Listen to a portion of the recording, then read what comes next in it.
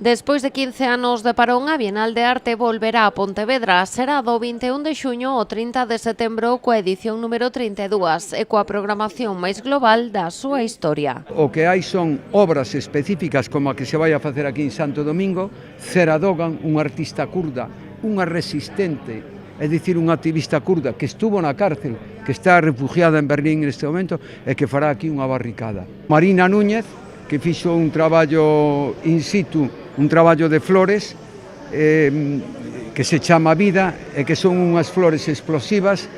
En este momento hai artistas traballando aquí como Carlos Bunga. Tamén exporán nesta Bienal Olafur Eliasson, Hans Hack ou Susan Phillips, 60 artistas de 28 nacionalidades que reflexionarán sobre a espiritualidade, o amor, a tolerancia e os conflitos da actualidade, ao redor do lema volver a ser humanos ante a dor dos demais. O lugar de unión de todos eles, repito, é o que dicen, unha filosofía de fondo que trata de contestar ou facer unha pregunta o que sucede no mundo actual. Un artista non é un home descomprometido. A seu pesar está comprometido ca vida que está vivindo.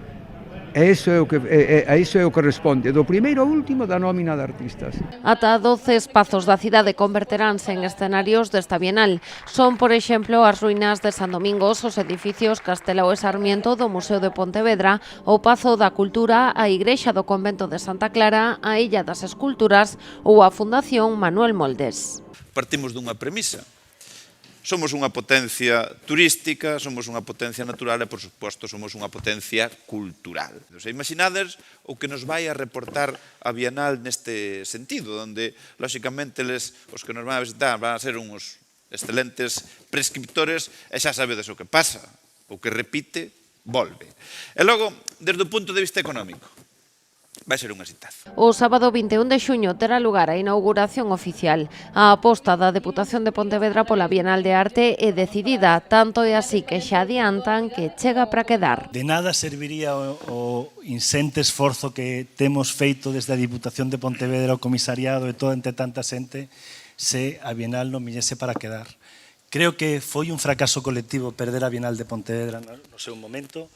Creo que ten que ser agora unha obrigación das institucións seguir facendo a Bienal. A Bienal veu para quedarse. Haberá tamén actividades paralelas. Son o ciclo Cine, Arte e Guerra, que ofrecerá miradas pouco convencionais sobre os conflitos bélicos, o programa de Artes Vivas, que proporá semanalmente percorridos por espazos singulares de Pontevedra, Vigo, Ponteareas, Sanxenxo e o Grove, con performance, danza, música e accións colectivas, o ciclo de conversas con artistas que se desenvolverá ao longo dos máis de 3 meses de exposición e un ciclo de conferencias que convidará aos asistentes a reflexionar sobre os desafíos éticos, culturais e sociais do tempo actual.